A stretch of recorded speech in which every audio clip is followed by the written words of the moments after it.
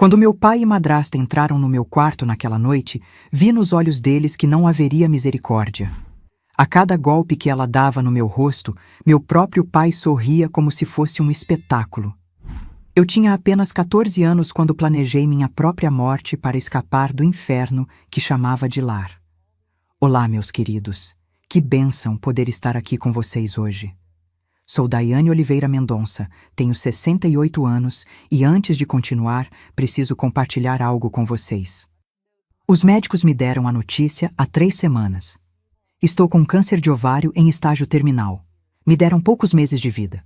É por isso que decidi gravar esses vídeos, para deixar minha história como um testemunho para outras mulheres guerreiras que possam estar passando por situações difíceis.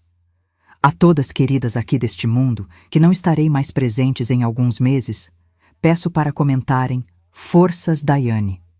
Isso vai me sentir muito melhor. Obrigada de coração mesmo. Moro nessa cidade abençoada que é Catalão, aqui no interior de Goiás. Um lugar que me acolheu quando eu mais precisava de um recomeço. Um cantinho de paz que hoje chamo de lar. Cada dia agora é um presente precioso.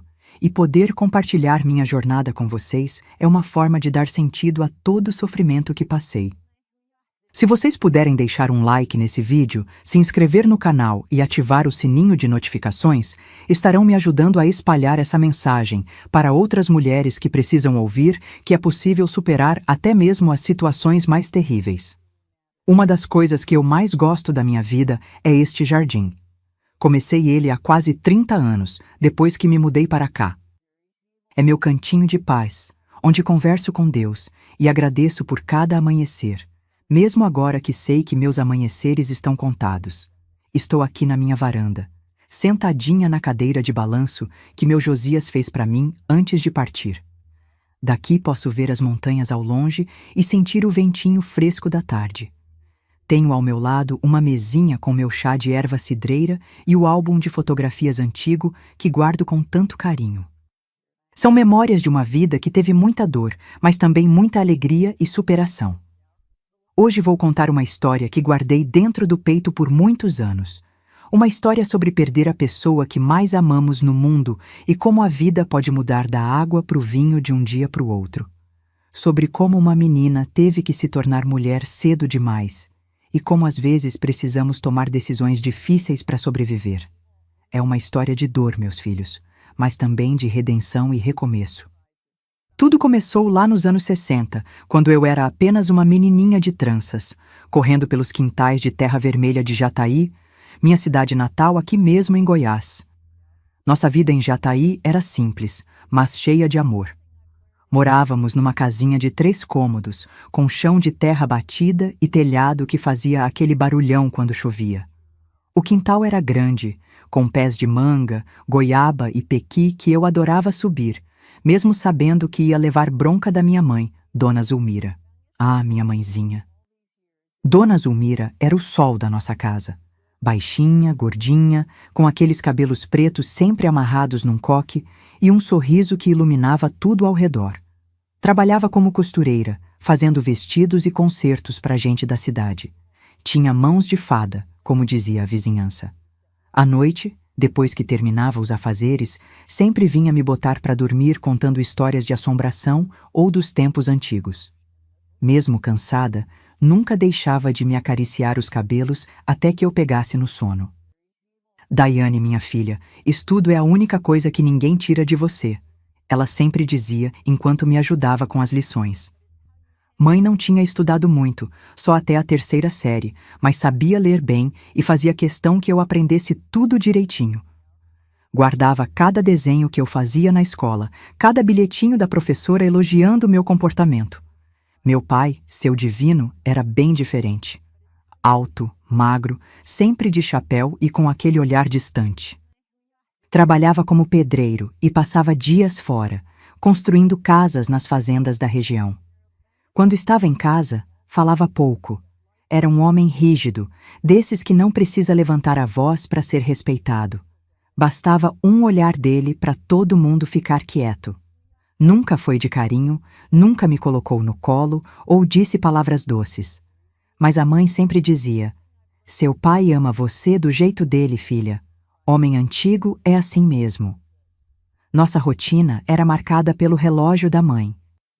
Acordávamos com o primeiro cantar do galo, lá pelas 5 da manhã.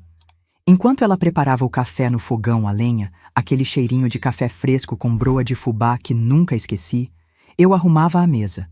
Depois de comer, ajudava a lavar a louça e varrer o terreiro, antes de ir para a escola. A escola ficava a uns 3 quilômetros de casa. Eu ia a pé com outras crianças da redondeza. No caminho, brincávamos de pegar, contávamos histórias e ríamos à toa. Minha melhor amiga era a Iracema, filha de seu Adelino, o dono do armazém. Éramos inseparáveis, como 2 dedinhos da mesma mão. Juntas, brincávamos de casinha, de boneca de espiga de milho que a mãe fazia pra gente, de roda, de pique-esconde no pomar. Aos domingos, íamos todos à missa na igrejinha de São Sebastião. Mãe me vestia com o melhor vestidinho, feito por ela mesma, e penteava meus cabelos com água de arroz para ficarem bem lisinhos. Depois da missa, as famílias se reuniam na praça. As mulheres conversavam, os homens jogavam baralho ou dominó, e nós, crianças, corríamos livres, comprando pipoca e algodão doce dos vendedores. Nas festas juninas, a cidade inteira se enfeitava com bandeirinhas coloridas. Mãe fazia pamonha, canjica, bolo de milho e pai construía a fogueira no quintal. Os vizinhos vinham, traziam violas e cantavam até tarde. Eram momentos raros em que via meu pai sorrir, principalmente depois de alguns goles de quentão. Foi por volta dos meus 10 anos que notei algo diferente na mãe. Ela estava sempre cansada, bebia muita água, ia ao banheiro toda hora. É só um cansaço, filha, trabalho demais, dizia ela, mas eu percebia que havia algo errado. Um dia, ela desmaiou costurando. Pai carregou ela nos braços, foi uma das poucas vezes que vi ele demonstrar alguma emoção, e levou para o único médico da cidade, Dr. Arlindo. Foi aí que descobrimos que ela tinha diabetes, uma doença que ninguém na nossa região entendia direito. O médico explicou que o açúcar no sangue dela estava alto demais, que precisava de cuidados, de remédios caros, de uma alimentação especial. Meu pai ficou calado, como sempre, mas naquela noite ouvi ele chorando baixinho no quintal, fumando seu cigarro de palha. A saúde da mãe foi piorando aos poucos. As pernas começaram a inchar, a vista foi ficando fraca. Mesmo assim, ela continuava a costurar, a cuidar da casa, a me pentear antes da escola. Daiane, minha filha, aprenda tudo o que puder. Estudo é a única coisa que ninguém tira de você. Ela repetia sempre, como se soubesse que não estaria comigo por muito tempo. Nos últimos meses, ela já não conseguia mais trabalhar. Passava os dias deitada na cama e eu assumia as tarefas da casa. Aprendi a cozinhar, a lavar roupa, a passar. Pai trabalhava dobrado para pagar os remédios, chegava em casa cansado e mais calado que nunca. À noite, eu sentava na beira da cama da mãe, contava como tinha sido meu dia na escola, e ela sorria fraquinho, acariciando meus cabelos como nos velhos tempos. Numa tarde de chuva forte, voltei da escola e encontrei a vizinha, Dona Dita, me esperando no portão. Pelo olhar dela, já entendi tudo. Corri para dentro de casa, escorreguei no chão de barro, caí, me levantei, entrei no quarto. E lá estava ela, minha mãezinha, imóvel na cama, com uma expressão serena, como se estivesse apenas dormindo. Tinha partido enquanto eu aprendia frações na escola. Aquele dia mudou tudo. Na hora do velório, observei meu pai.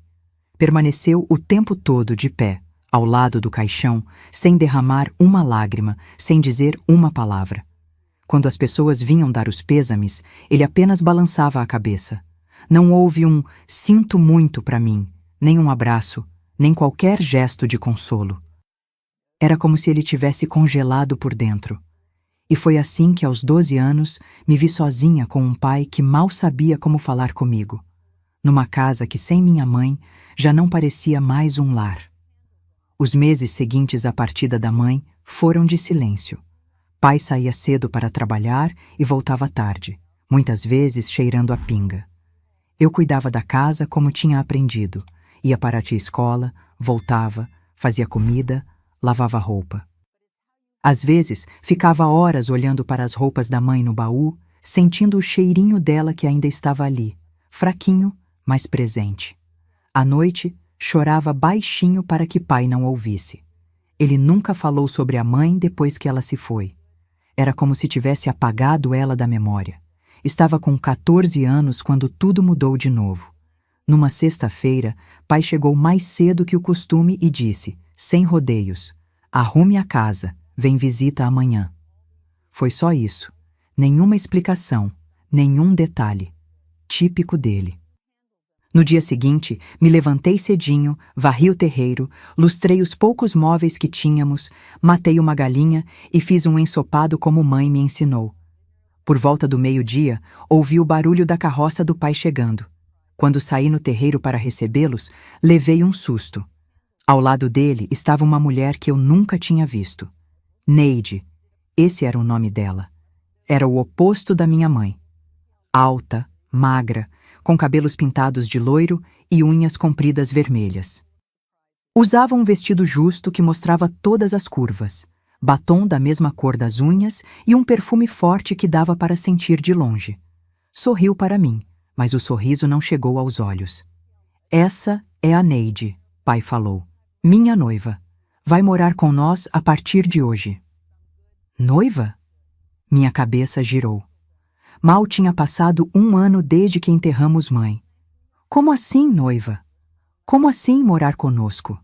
Mas engoli as perguntas. Com pai, não adiantava questionar. Neide entrou na casa, olhando tudo com um ar de desagrado.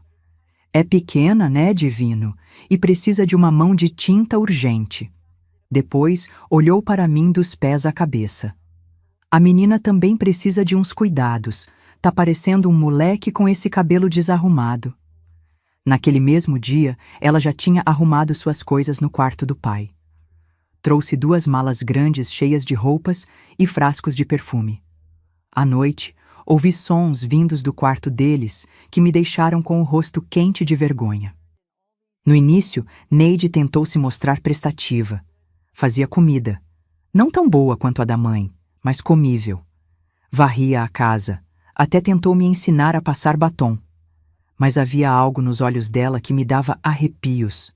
Um brilho frio, calculista, como se estivesse sempre planejando algo. Foi na escola que descobri quem ela realmente era. Iracema me chamou num canto do pátio durante o recreio. Daiane, é verdade que seu pai tá com a Neide do cabaré? Meu estômago gelou. Como assim do cabaré? Aquela casa vermelha na saída da cidade, perto do rio, todo mundo sabe que é lugar de... Você sabe. Iracema baixou a voz. Meu pai não deixa nem a gente passar perto dali. Diz que é lugar de perdição.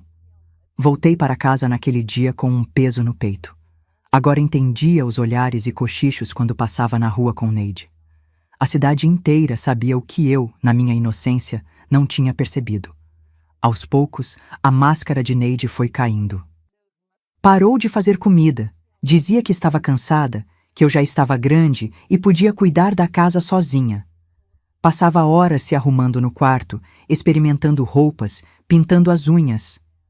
À noite, ela e pai saíam e voltavam tarde, os dois cheirando a bebida. Um dia, ao voltar da escola, encontrei o quarto da mãe completamente transformado. As roupas dela tinham sumido do baú, os poucos objetos pessoais não estavam mais lá. No lugar, Neide tinha colocado uma penteadeira grande com espelho e mais frascos de perfume e maquiagem que eu jamais tinha visto. Onde estão as coisas da minha mãe? Perguntei quando ela chegou, tentando controlar o tremor na voz. Joguei fora. Eram trapos velhos, cheios de mofo. Esta casa precisa de coisas novas. Algo se quebrou dentro de mim naquele momento. Corri para o quintal e chorei abraçada ao pé de manga que mãe tanto gostava. Foi a primeira vez que senti ódio de verdade. Não só de Neide, mas também do meu pai, que permitia que ela apagasse a memória da mãe daquela forma. As coisas pioraram quando completei 15 anos. Pai começou a ficar mais tempo em casa, sempre de olho em mim. Neide também. Era como se os dois estivessem me vigiando. E foi nessa época que comecei a perceber o quanto meu corpo estava mudando. Não era mais a menina magrela de antes. Estava ficando uma moça, como dizia Dona Dita. Um dia, acordei com febre alta. Não consegui ir à escola. Fiquei deitada, tremendo debaixo do cobertor, sozinha em casa enquanto o pai trabalhava. Quando Neide chegou e me viu assim, em vez de cuidar de mim, fechou a cara. Fingindo doença para não ir para a escola? Na minha época, apanhava por menos. Não estou fingindo, respondi fraca. Estou com febre. Ela colocou a mão na minha testa com força, quase me machucando. É mesmo, mas não pense que vai ficar de moleza. Tem roupa para lavar, comida para fazer. Não consigo levantar, implorei. O olhar dela endureceu. Então vai aprender a não ficar doente. Naquela noite, quando o pai chegou, Neide contou uma história toda distorcida. Disse que eu tinha fingido estar doente para não ir à escola, que tinha me pegado conversando com um rapaz no portão, que eu estava ficando assanhada demais. Foi a primeira vez que pai levantou a mão para mim. Um tapa forte que deixou minha bochecha ardendo e os olhos cheios de lágrimas. Nessa casa tem que ter respeito. Foi tudo o que ele disse antes de se sentar para jantar como se nada tivesse acontecido. Dali em diante, qualquer desculpa era motivo para me castigar. Se a comida estava sem sal, se uma roupa não estava bem passada, se eu demorava um pouco mais na escola, Neide sempre encontrava um jeito de me colocar em problemas com pai. E ele, que nunca tinha sido carinhoso, agora se tornava cada vez mais duro, mais violento. O pior dia foi quando faltei à escola para ajudar Dona Dita, que tinha caído e machucado o braço. Passei a manhã com ela, fazendo curativo, preparando comida, arrumando a casa. Quando voltei, encontrei Neide e pai me esperando na sala, os dois com cara de poucos amigos. A diretora ligou. Neide disse com um sorriso cruel: "Você não apareceu na escola hoje." Eu estava ajudando Dona Dita. Ela caiu e... Mentirosa! Neide gritou. Estava com algum namoradinho, não é? Igual sua mãe, que vivia de olho em outros homens. Aquilo foi demais. Não fale assim da minha mãe. Ela era decente, não como você que veio daquele lugar na beira do rio. O silêncio que se seguiu foi aterrorizante. Vi o rosto de Neide se contorcer de raiva e o de pai endurecer como pedra. Ele se levantou devagar, tirou o cinto da calça. Neide sorria agora, um sorriso que me gelou até a alma. "Pro quarto", pai ordenou. "Agora." O que aconteceu depois é difícil de contar, meus queridos. Há feridas que mesmo o tempo não cicatriza completamente. Digamos apenas que naquele dia conheci um lado do meu pai e da Neide que eu não sabia que existia. Um lado sombrio, cruel, que se alimentava da dor alheia. Enquanto ele batia, ela assistia, com aquele mesmo sorriso nos lábios pintados de vermelho. Deitada na cama naquela noite, sem conseguir dormir de tanta dor, percebi que tinha que fazer algo. Aquilo não ia parar, só ia piorar. Mas o que uma menina de 15 anos podia fazer contra dois adultos? Para onde eu iria se fugisse? Como sobreviveria? Foi nessa noite de insônia e lágrimas que comecei a planejar minha fuga. Não sabia ainda como, mas sabia que precisava sair daquela casa antes que fosse tarde demais. As semanas seguintes foram um verdadeiro pesadelo. Os castigos se tornaram rotina, como se Neide e pai competissem para ver quem conseguia me fazer sofrer mais. Se antes eu tinha medo de voltar para casa, agora o medo se transformou em terror. Cada rangido do portão anunciando a chegada deles fazia meu coração disparar. Neide era especialista em humilhações. "Olha essa comida, nem porco come isso", dizia jogando o prato no chão para eu limpar. Ou então, "Com essa cara feia e esse jeito de bicho do mato, vai morrer sozinha igual sua mãe." Pai assistia a tudo calado, às vezes até sorria de canto de boca, como se aprovasse. Os vizinhos começaram a perceber que algo estava errado. Eu, que sempre fui uma menina falante e alegre, agora mal levantava os olhos do chão quando passava. Emagreci tanto que minhas roupas ficavam penduradas no corpo. Na escola, as notas despencaram. Como prestar atenção na aula quando a cabeça está cheia de medo e o corpo dolorido? Dona Dita tentou ajudar do jeito dela. Sempre que podia, me chamava para tomar um café, me dava um pedaço de bolo, perguntava como estavam as coisas. Mas eu mentia. Dizia que estava tudo bem. Tinha vergonha, sabe? Vergonha de admitir o que acontecia dentro daquela casa. Vergonha de dizer que meu próprio pai... Uma noite, escutei os dois conversando na cozinha. Tinham bebido muito e falavam alto, sem se importar se eu estava ouvindo ou não. Ela tá ficando igualzinha à mãe, Neide dizia. Viu como o filho do Geraldo olhou para ela na missa domingo? Daqui a pouco enche a barriga e vai querer que a gente sustente. Isso não vai acontecer, pai respondeu, a voz pastosa pela bebida. Enquanto ela estiver debaixo do meu teto, vai seguir minhas regras. E se ela fugir igual a outra? Congelei ao ouvir isso. Que outra? Do que Neide estava falando? Ela não é burra de fazer isso, pai disse, e ouvi o barulho do copo batendo na mesa. Sabe muito bem o que acontece com menina sozinha por aí. Naquela noite, não consegui dormir direito. Que outra pessoa tinha fugido? Seria alguma ex-namorada do pai? Ou... Um pensamento terrível me ocorreu. Será que eu tinha uma irmã que nunca conheci? Alguém que também sofreu nas mãos dele e encontrou uma saída que eu ainda não tinha descoberto? As coisas pioraram ainda mais quando Neide começou a revistar meu quarto. Dizia que estava procurando provas de que eu andava me encontrando com rapazes, cartas de amor, qualquer coisa que justificasse mais castigos. Um dia, encontrou o único tesouro que me restava. Uma fotografia da minha mãe que eu tinha escondido debaixo do colchão. O que é isso? Ela perguntou, balançando a foto na minha frente. Me devolve, por favor, implorei. É a única lembrança que tenho dela. O sorriso de Neide se alargou. Sem dizer nada, rasgou a foto em pedacinhos na minha frente e jogou os restos pela janela. Algo se quebrou dentro de mim naquele momento. As lágrimas secaram, dando lugar a uma raiva fria e calculista. Foi ali que entendi que precisava sair daquela casa a qualquer custo, ou acabaria me perdendo completamente. Um dia, depois de um castigo particularmente cruel por ter chegado 5 minutos atrasada da escola, fiquei deitada na cama olhando para o teto. Meu corpo doía tanto que respirar era difícil. A porta do meu quarto não tinha tranca. Pai tinha arrancado fazia tempo, dizendo que em sua casa não havia segredos. Ouvi passos no corredor, e logo Neide apareceu na porta, com aquele sorriso cruel que eu já conhecia tão bem. Seu pai quer falar com você na sala. Agora. Levantei devagar, o corpo protestando a cada movimento. Na sala, pai estava sentado na poltrona velha, um copo de pinga na mão. Parecia calmo, o que era mais assustador do que quando estava visivelmente bravo. Senta, ordenou, apontando para o chão à sua frente. Não havia cadeira para mim, era para sentar no chão mesmo, como um animal. Obedeci, os olhos fixos nos meus pés descalços. A professora mandou um recado. Disse que você não entregou a lição de casa 3 dias seguidos.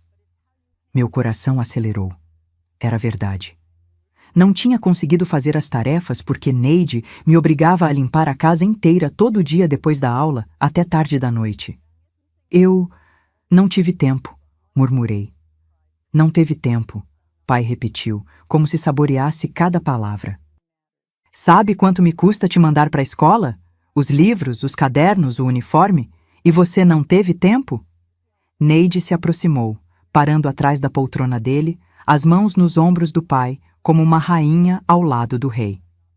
Falei que é igual à mãe, preguiçosa, ingrata. Minha mãe não era preguiçosa. As palavras saíram antes que eu pudesse contê-las.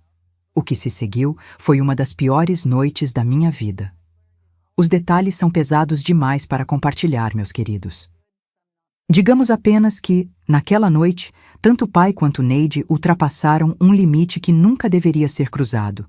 Ela segurava, ele batia, ela sugeria, ele executava. Como uma dança macabra que os dois já tinham ensaiado muitas vezes, Quando finalmente me deixaram sozinha, jogada como um trapo no chão do meu quarto, algo mudou dentro de mim. O medo deu lugar a uma determinação fria. Não importava mais para onde eu iria ou como sobreviveria. Qualquer coisa mesmo, seria melhor do que continuar naquela casa. Foi nessa noite que comecei a observar a rotina deles com outros olhos.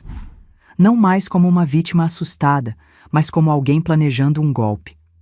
Notei que toda sexta-feira, depois que pai recebia o pagamento da semana, ele e Neide guardavam o dinheiro num cofre pequeno, escondido embaixo de uma tábua solta no quarto deles. Vi também que nas noites de sábado, os dois bebiam mais que o normal e dormiam profundamente, quase em coma alcoólico. E foi também nessa época que comecei a prestar mais atenção no nosso vizinho da Casa dos Fundos, seu Lucas. Um homem de meia idade, solteiro, que vivia sozinho e raramente falava com alguém. Pelos cochichos na cidade, todos sabiam que ele emprestava dinheiro a juros altos, um agiota, como diziam, e que não tinha medo de usar métodos pouco convencionais para receber o que lhe deviam. Lembro de uma vez que pai comentou, depois de algumas pingas: "Aquele Lucas é homem de respeito. Dizem que o Toninho da venda não pagou uma dívida e no dia seguinte apareceu com a perna quebrada. Coincidência, né?"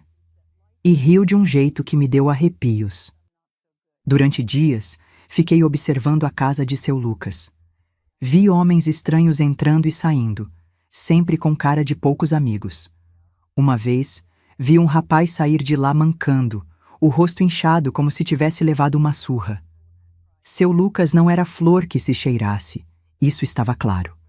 Mas, na situação desesperadora em que me encontrava, até o diabo parecia um aliado em potencial. Numa tarde em que Neide tinha ido à cidade e pai estava no trabalho, criei coragem e bati à porta de seu Lucas. Meu coração batia tão forte que achei que ia saltar pela boca. Quando ele abriu a porta, quase desisti. Era um homem grande, de sobrancelhas grossas e olhar penetrante. Tinha uma cicatriz que cortava o lado direito do rosto, da testa ao queixo. "O que você quer, menina?" perguntou, a voz rouca de quem fuma demais. "Preciso da sua ajuda, seu Lucas", falei, a voz mal saindo. "Posso entrar?" Ele me olhou de cima a baixo, como se avaliasse se eu valia seu tempo. Depois deu um passo para o lado, abrindo passagem. A casa dele era surpreendentemente limpa e organizada. Nada de garrafas vazias ou sujeira, como eu imaginava. Na sala simples, apenas um sofá gasto, uma mesa com 4 cadeiras e um rádio antigo. "Fala logo", ele disse, sentando-se à mesa e acendendo um cigarro. "Não tenho o dia todo." As palavras saíram em disparada, como água de represa que se rompe. Contei tudo. Bem, quase tudo. Falei sobre os castigos, sobre como Neide e pai me tratavam, sobre como eu precisava fugir antes que fosse tarde demais. Não entrei em detalhes sobre as noites piores, mas acho que ele entendeu, pelo jeito como seu olhar endureceu enquanto eu falava. "E o que você quer que eu faça?"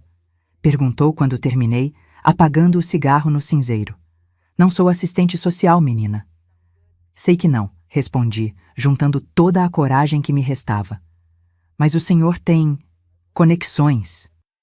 Pessoas que trabalham para o senhor. E sei também sobre o cofre no quarto deles."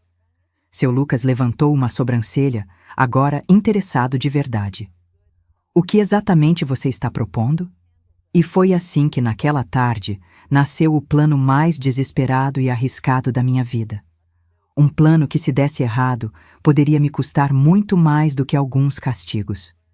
Mas eu já não tinha nada a perder. Voltei para casa naquele dia com o coração aos pulos, dividida entre o medo e a esperança. Seu Lucas tinha ouvido meu plano, feito algumas modificações e, para minha surpresa, concordado em ajudar. "Não é pela recompensa", ele disse quando estávamos nos despedindo. "Tem coisas que nem eu, com toda a minha fama, consigo tolerar.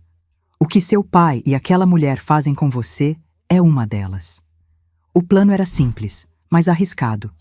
Na noite de sábado, quando pai e Neide estivessem dormindo depois da bebedeira habitual, Lucas e seus colegas de trabalho entrariam na casa como se fosse um assalto. Iriam direto ao meu quarto, me sequestrariam e dariam um tiro para o alto, longe o suficiente para não machucar ninguém, mas perto o bastante para que pai e Neide ouvissem e pensassem que eu tinha sido morta. Depois, invadiriam o quarto deles, pegariam o cofre e sumiriam na noite. E depois? Perguntei a seu Lucas. Para onde eu vou? Tenho contatos em catalão, ele respondeu. Uma cidade grande o suficiente para você se esconder, longe o suficiente para eles não te encontrarem. Conheço gente que pode te dar trabalho, um lugar para ficar, até você se estabelecer. Nos dias que se seguiram, vivi em estado de alerta constante. Cada olhar de pai, cada gesto de Neide, me faziam pensar que eles tinham descoberto o plano. Dormir se tornou quase impossível. Comer então nem se fala. Eu vivia com um nó permanente no estômago. Na sexta-feira que antecedia o grande dia, aconteceu algo que quase me fez desistir de tudo. Voltava da escola quando vi Neide conversando no portão com Dona Dita. As duas pareciam bem à vontade, rindo como velhas amigas. Quando me aproximei, ouvi Neide dizer: "Ela é uma menina difícil, sabe? Tenta de tudo para chamar atenção.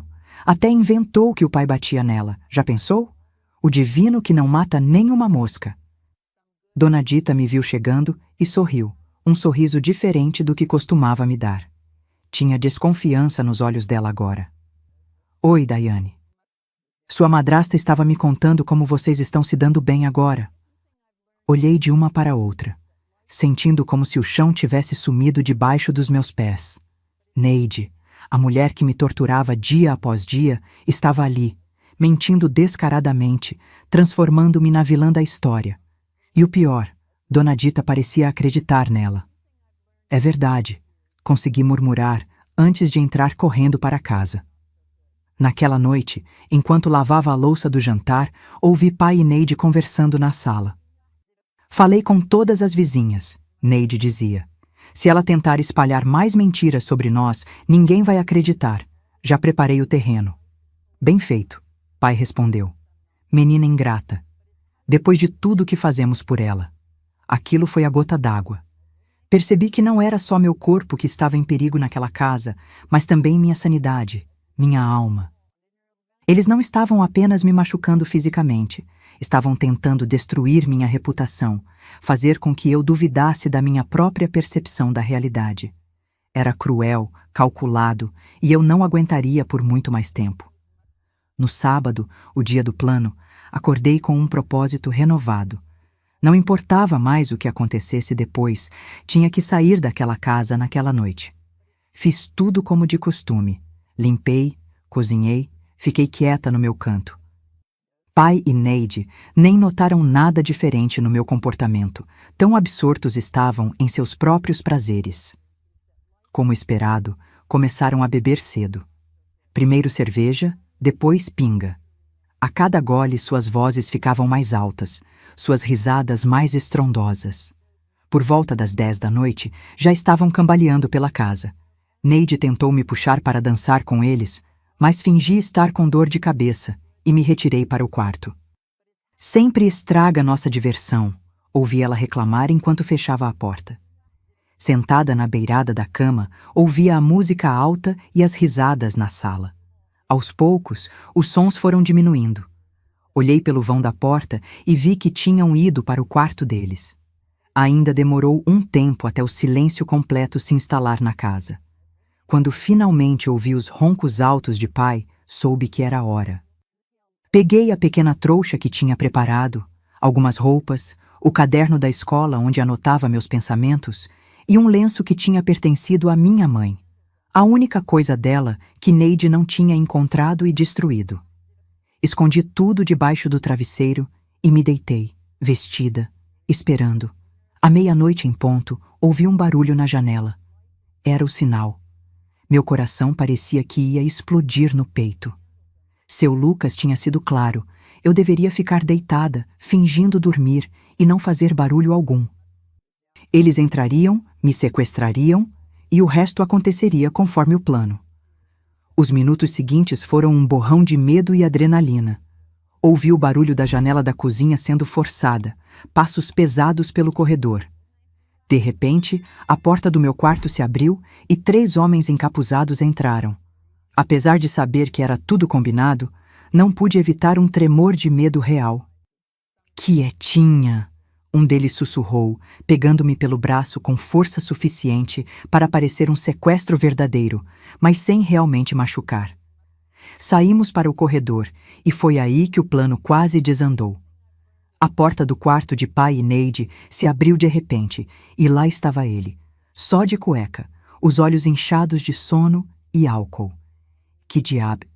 começou a dizer, mas não completou a frase.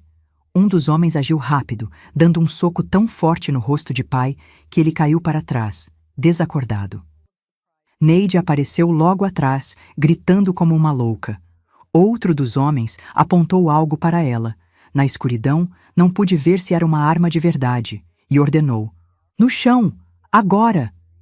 Ela obedeceu, tremendo tanto que pensei que fosse desmaiar. Foi a primeira vez que vi Neide realmente com medo, vulnerável, sem aquele ar de superioridade. Por um momento, quase senti pena. Quase. Tudo aconteceu muito rápido depois disso. Fui carregada para fora da casa, enquanto um dos homens ficava para trás, supostamente para vigiar pai e Neide. Ouvi um estampido alto, o tiro combinado, e depois mais barulho dentro da casa. Minutos depois, todos estavam reunidos do lado de fora, e corremos para um carro que esperava no final da rua. Só quando estávamos a quilômetros de distância, na estrada escura que levava para fora de Jataí, consegui respirar direito. Seu Lucas estava no banco da frente, ao lado do motorista. Virou-se para mim com um meio sorriso. "Deu tudo certo, menina. Para todos os efeitos, você está morta. Amanhã de manhã, quando eles conseguirem se soltar e chamar a polícia, vão encontrar manchas de sangue no seu quarto. Sangue de galinha, mas eles não vão saber, e vão pensar que foi um assalto que deu errado. E mais importante, nunca vão te procurar." Deveria sentir alívio, mas tudo o que sentia era um vazio enorme. Tinha acabado de simular minha própria morte, deixado para trás a única vida que conhecia. Mesmo sendo uma vida de dor, ainda era familiar. O que me esperava agora era completamente desconhecido. "E o cofre?" perguntei, tentando afastar os pensamentos sombrios. Seu Lucas deu uma risada seca. "Pegamos. Tinha mais dinheiro do que eu esperava. Seu pai andava economizando, pelo jeito. Sua parte está guardada, como combinamos. Vai te ajudar a começar a vida nova." Encostei a cabeça no vidro da janela e deixei as lágrimas correrem livremente. Não eram lágrimas de tristeza nem de alívio. Eram lágrimas de despedida. Adeus à menina que fui, aquela casa, aquela vida. Adeus à cidade que me viu nascer, crescer e quase morrer. A estrada à frente era escura e desconhecida, mas pela primeira vez em muito tempo não sentia medo do desconhecido. Pelo contrário, o desconhecido era promessa, era possibilidade, era liberdade. E isso valia qualquer risco. Chegamos a Catalão quando o sol começava a nascer. Nunca vou me esquecer daquela primeira visão da cidade. As casas coloridas, as igrejas com suas torres pontudas, o movimento das pessoas começando o dia. Era um mundo completamente diferente do que eu conhecia em Jataí. "Aqui ninguém te conhece, ninguém vai fazer perguntas", seu Lucas disse enquanto o carro parava em frente a uma casa simples na periferia da cidade. "Esta é a casa da Teresa, uma amiga minha. Vai ficar aqui nos primeiros dias até arranjarmos algo melhor." Teresa era uma senhora de uns 50 anos, cabelos grisalhos, rosto marcado pelo tempo, mas com olhos bondosos, que me lembraram um pouco os da minha mãe. Não fez perguntas quando seu Lucas me apresentou como sobrinha que precisa de um recomeço. Apenas assentiu e me mostrou um quartinho nos fundos onde eu ficaria. "Obrigada por tudo, seu Lucas", disse quando ele estava de partida. "Nunca vou esquecer o que fez por mim." Ele apenas deu de ombros, como se não fosse nada. "Tome", disse, me entregando um envelope. "É sua parte do cofre. Não é muito, mas vai te ajudar a começar." Quando abri o envelope, depois que ele partiu, quase caí para trás. Era mais dinheiro do que eu jamais tinha visto na vida. Guardei debaixo do colchão, com medo até de contar direito. Os primeiros dias na casa de Teresa foram estranhos. Eu pulava a cada barulho, olhava para trás a cada vez que saía na rua, tinha pesadelos terríveis onde pai e Neide me encontravam e me arrastavam de volta para aquela casa de horrores. Teresa respeitava meu silêncio, não insistia em conversas, apenas deixava a comida pronta e roupas limpas. Depois de uma semana, seu Lucas voltou. "Tenho um trabalho para você", anunciou. "No restaurante do seu Juvenal, na Praça Central. Não é grande coisa, vai começar lavando louça, mas é um começo honesto." O Sabor de Minas, o restaurante de seu Juvenal, era o mais tradicional da cidade. Funcionava num casarão antigo na praça principal, com mesas de madeira escura e toalhas xadrez vermelhas e brancas. O cheiro que vinha da cozinha era tão bom que fazia meu estômago roncar. Seu Juvenal era um homem corpulento, de bigode grosso e voz trovejante, mas de coração mole como manteiga no sol. Tinha uns 60 anos e comandava o restaurante com mão de ferro, mas tratava os funcionários como família. Lucas me contou um pouco da sua situação. Ele disse no meu primeiro dia: "Não vou fazer perguntas, só quero saber se você é trabalhadora e honesta." "Sou sim, senhor", respondi, tentando parecer mais confiante do que realmente me sentia. "Então está contratada. Começa hoje, na pia." E assim começou minha nova vida. Acordava às 5 da manhã, caminhava até o restaurante, passava o dia lavando panelas, pratos, talheres, até minhas mãos ficarem enrugadas e doloridas. Voltava para a casa de Teresa ao anoitecer, tão cansada que mal conseguia jantar antes de cair na cama. Mas era um cansaço bom, honesto, diferente daquele exaustão de medo que sentia na casa de pai e Neide. Com o tempo, seu Juvenal começou a me ensinar outras coisas além de lavar louça. Como cortar legumes da maneira certa, como temperar um feijão para ficar no ponto, como fazer aquele arroz soltinho que era especialidade da casa. Descobri que tinha jeito para a cozinha, herança da minha mãe, talvez. Depois de 6 meses, já estava ajudando na preparação das refeições. Depois de 1 ano, conhecia todas as receitas do cardápio. Seu Juvenal dizia, rindo, que eu tinha mão boa para a comida. Foi nessa época que conheci Benedito, o filho de seu Juvenal. Ele tinha voltado de São Paulo, onde estudava administração, para ajudar o pai no restaurante. Era um rapaz bonito, alguns anos mais velho que eu, sempre bem vestido e educado. No começo, mal nos falávamos.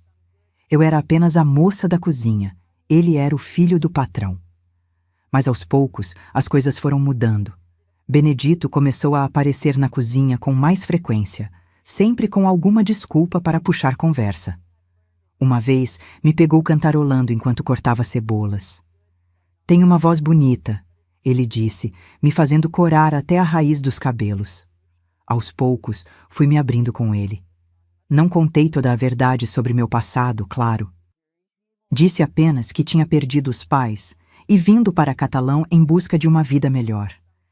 Ele não insistiu em detalhes, e agradeço até hoje por isso. Nosso primeiro encontro oficial foi um passeio na praça num domingo de folga. Ele me comprou um sorvete e ficamos horas conversando sobre tudo e nada. Era estranho, depois de tanto tempo vivendo com medo, poder simplesmente sentar num banco de praça e rir de bobagens. Benedito tinha esse efeito em mim. Me fazia esquecer, nem que fosse por algumas horas, de tudo o que tinha passado. Em 1 ano, estávamos namorando oficialmente, com a bênção de seu Juvenal, que parecia mais feliz que nós dois juntos. Em 2 anos, Benedito me pediu em casamento. "Não tenho muito para oferecer ainda", ele disse, ajoelhado na minha frente com um anel simples nas mãos. "Mas prometo que vou trabalhar duro para te dar a vida que você merece." Chorei tanto naquele dia que Benedito ficou preocupado, achando que eu ia recusar. Mas eram lágrimas de alegria, de gratidão, de espanto até. Como podia a vida dar uma reviravolta tão grande? Da menina espancada e humilhada em Jataí à futura esposa do homem mais gentil que já conheci, em Catalão? Nosso casamento foi simples, na igreja matriz da cidade. Teresa estava lá, seu Lucas também veio, embora tenha ficado apenas para a cerimônia e partido logo depois. Seu Juvenal chorou como criança quando me levou até o altar. Ele tinha feito questão de me entregar, já que eu não tinha pai. Você é como uma filha para mim, ele disse na festa, depois de algumas doses de vinho. Desde o primeiro dia, senti que Deus tinha te mandado para a nossa família. Nos primeiros anos de casados, continuei trabalhando no restaurante com Benedito e seu Juvenal. Formávamos uma equipe boa, eu na cozinha, Benedito na administração e seu Juvenal supervisionando tudo, embora cada vez menos, conforme a idade foi pesando. Quando seu Juvenal faleceu, 5 anos depois do nosso casamento, foi um golpe duro para todos nós. O restaurante ficou fechado por uma semana em luto. Quando reabrimos, Benedito assumiu oficialmente o comando e eu me tornei a chefe da cozinha. É o que pai gostaria, Benedito disse, me abraçando forte no primeiro dia sem seu Juvenal. Ele sempre dizia que você trouxe luz de volta para esta casa quando chegou. Com o tempo, o sabor de Minas se tornou ainda mais conhecido na região. Pessoas vinham de longe para provar nossos pratos, especialmente o frango com pequi e a pamonha doce que eu tinha aperfeiçoado ao longo dos anos. Expandimos o negócio, contratamos mais funcionários, até abrimos uma pousada nos fundos para os turistas que vinham de passagem. Sabe, meus queridos, quando olho para trás, para aquela noite em que saí de Jataí no banco de trás de um carro, sem saber o que me esperava, nunca poderia imaginar que a vida me reservava tantas bênçãos. Não foi um caminho sem pedras, claro que não. Tive que lidar com os pesadelos que persistiam, com o medo de ser descoberta, com a dor das memórias que teimavam em voltar. Por muitos anos, não consegui nem ouvir falar de Jataí sem sentir um aperto no peito. Tive que inventar uma história nova sobre meu passado, sobre minha família, sobre quem eu era. Mas com Benedito ao meu lado, cada dia ficava um pouco mais fácil que o anterior. Quando completamos 10 anos de casados, finalmente consegui contar para ele toda a verdade. Sentamos na varanda da nossa casa, depois que o restaurante fechou, e abri meu coração. Contei sobre mãe, sobre pai e Neide, sobre os abusos, sobre a fuga planejada. Chorei como não chorava há anos, enquanto as palavras saíam como um rio represado que finalmente encontra vazão. Benedito ouviu tudo em silêncio, segurando minhas mãos. Quando terminei, ele me abraçou tão forte que pensei que ia quebrar. Você é a pessoa mais forte que já conheci, ele disse, a voz embargada. E prometo que enquanto eu viver, ninguém vai te fazer mal novamente. Naquela noite, senti como se um peso enorme tivesse sido tirado dos meus ombros.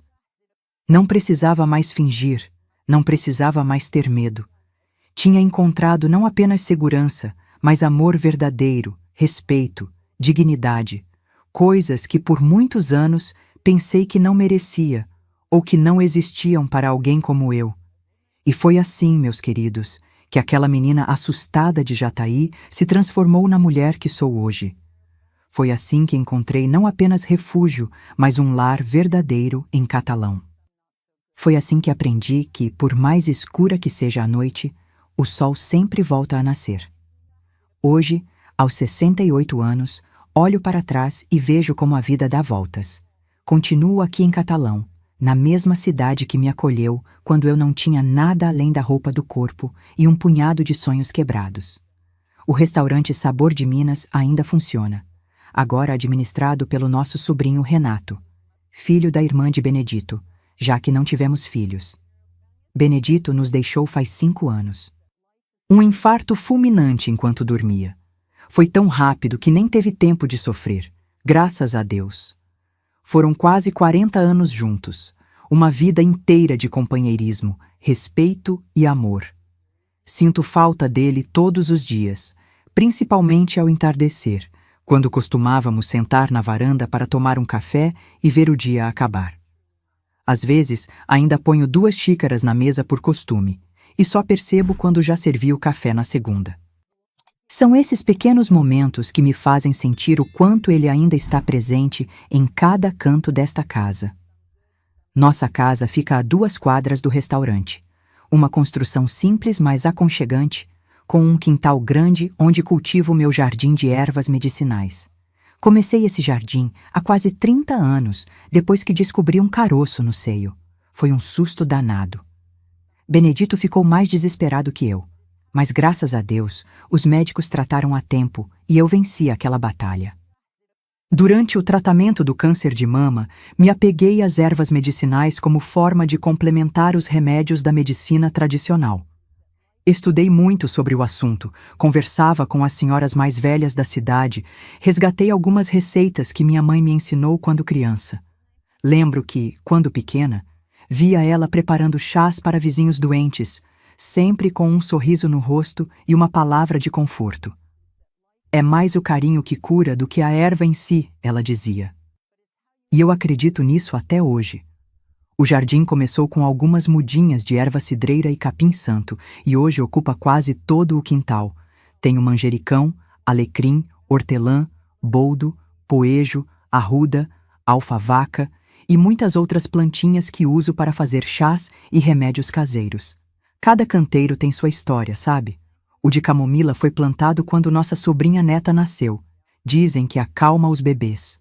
O de alecrim foi presente de uma cliente do restaurante que veio de Minas e ficou amiga.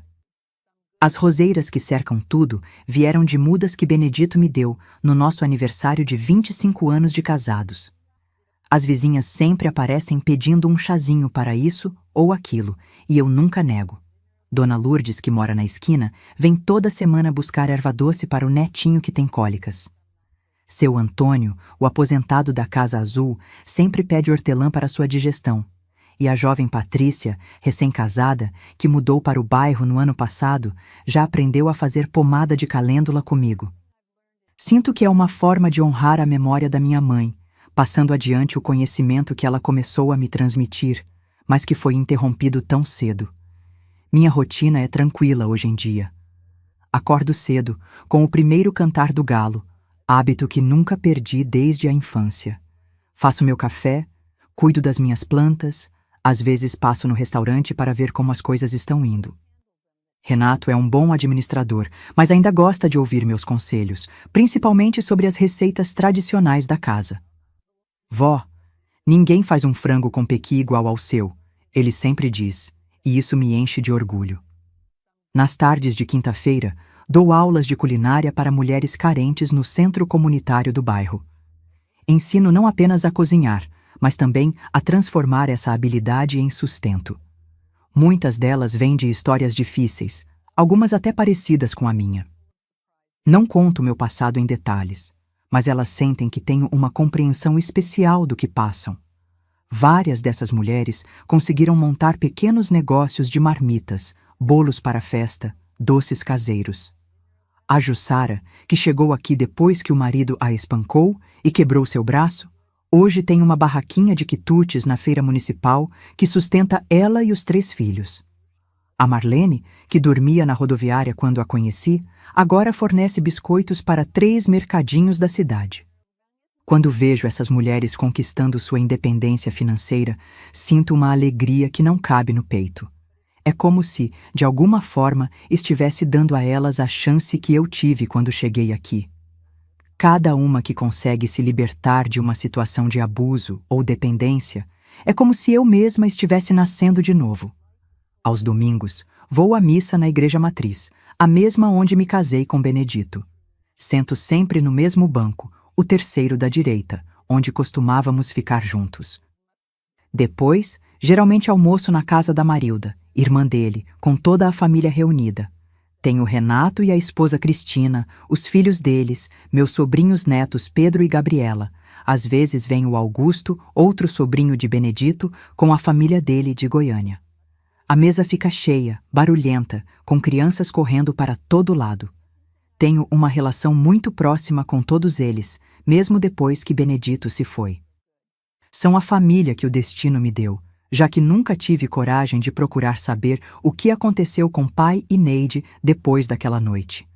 As crianças adoram ouvir minhas histórias, especialmente as de antigamente, como elas dizem. Mas são histórias escolhidas a dedo, claro.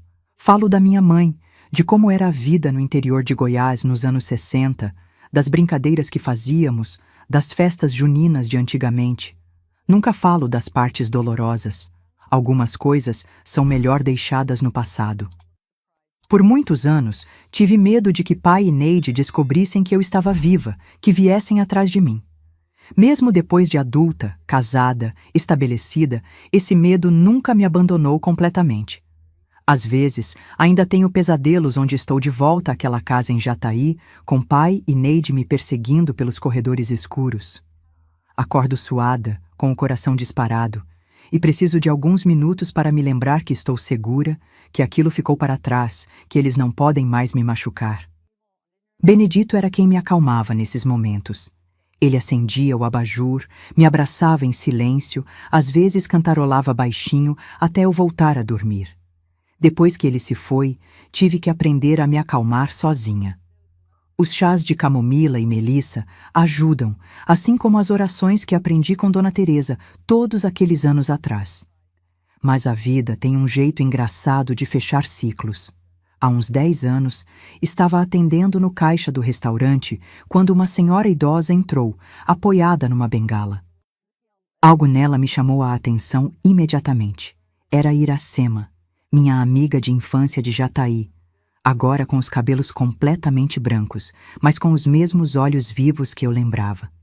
Meu coração quase parou. Ela me reconheceria? Saberia que eu era aquela Daiane que todos pensavam ter morrido num assalto tantos anos atrás? Atendia normalmente, as mãos tremendo tanto que mal conseguia dar o troco. A senhora não é daqui, não é? Perguntei, tentando parecer casual. Não, minha filha. Sou de Jataí, estou só de passagem visitando meu filho que se mudou para cá. Respirei fundo e tomei coragem. Conheci uma moça de Jataí uma vez. Ela se chamava Iracema. Os olhos dela se arregalaram. Sou eu mesma. Mas quem é você, minha filha? Naquele momento, decidi contar a verdade.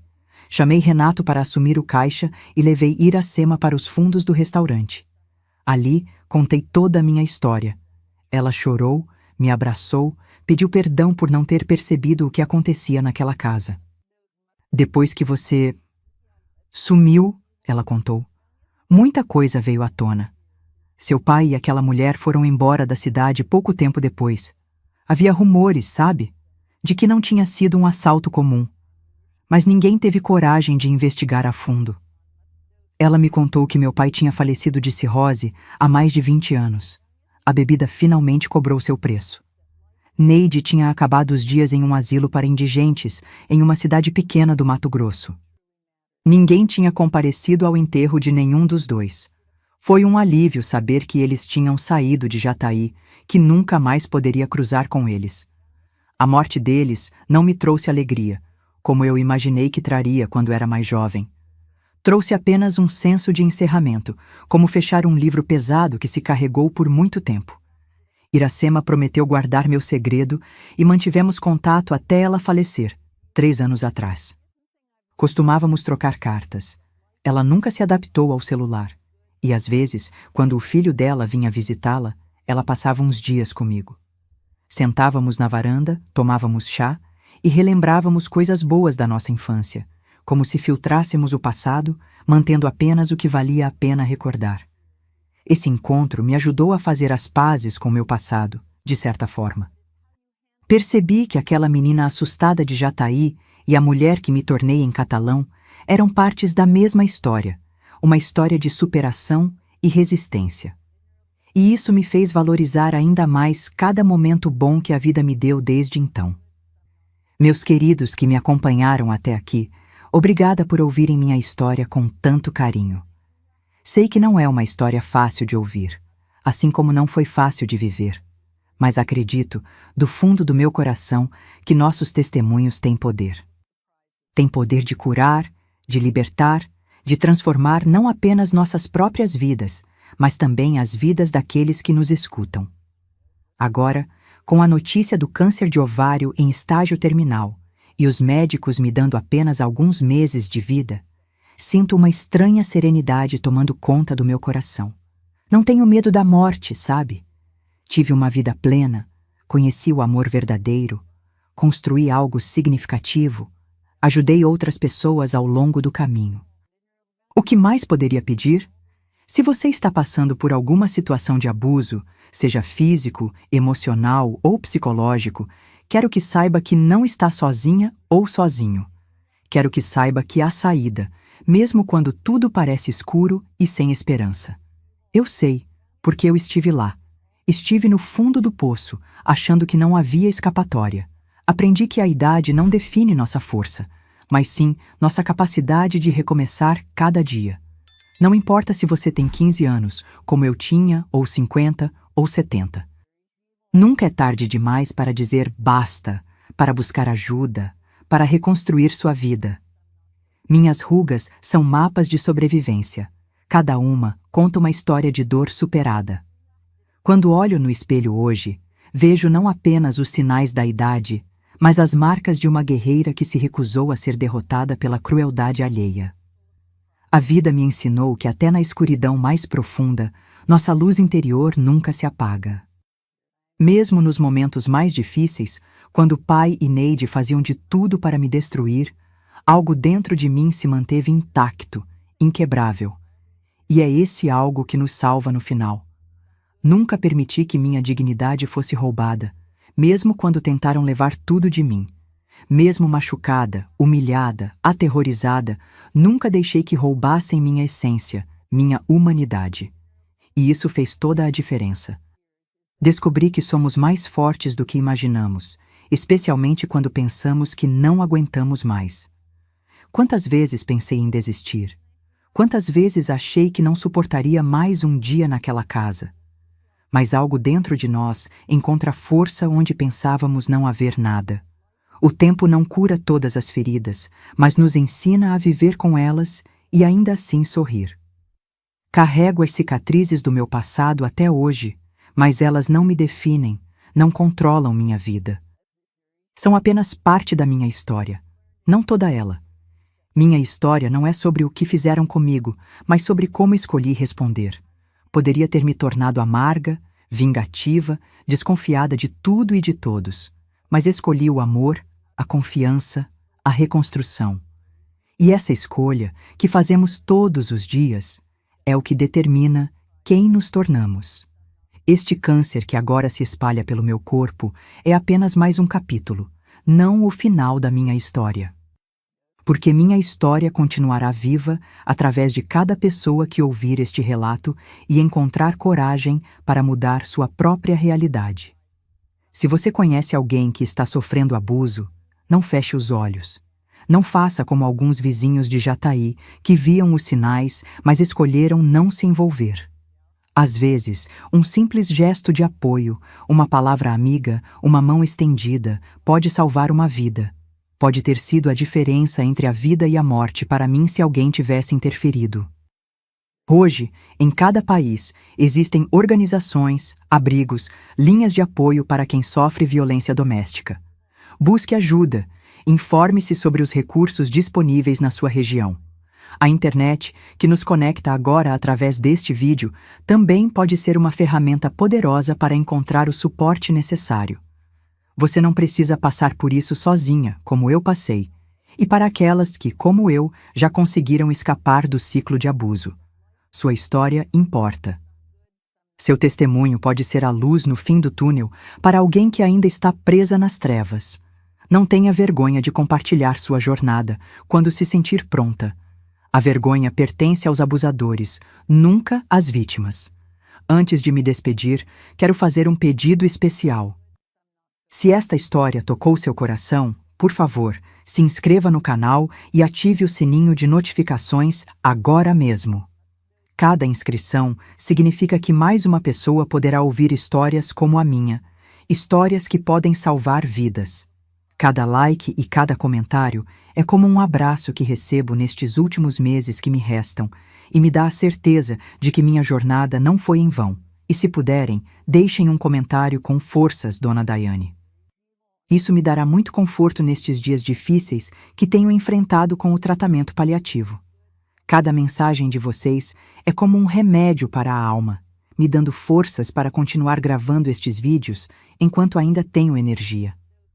Compartilhe este vídeo imediatamente com alguém que você acha que precisa ouvir isso.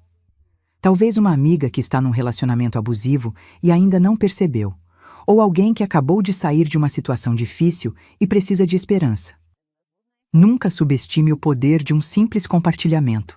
Ele pode ser o primeiro passo para alguém buscar ajuda. E nos comentários, deixe a palavra saúde se você assistiu até aqui. Isso me ajudará a saber que minha história está alcançando corações, que não estou falando no vazio. Faça isso agora. Não espere nem mais um minuto. Juntos, podemos criar uma corrente de apoio e esperança que alcance mulheres em todos os cantos deste país. Termino com o coração tranquilo, sabendo que, mesmo quando eu não estiver mais aqui, minha história continuará viva através de vocês. Como aquele pequeno jardim de ervas que plantei há 30 anos e que hoje floresce com vida própria, espero que minhas palavras plantadas hoje floresçam em ações de coragem, solidariedade e amor. Obrigada por me ouvirem. Que Deus abençoe cada um de vocês.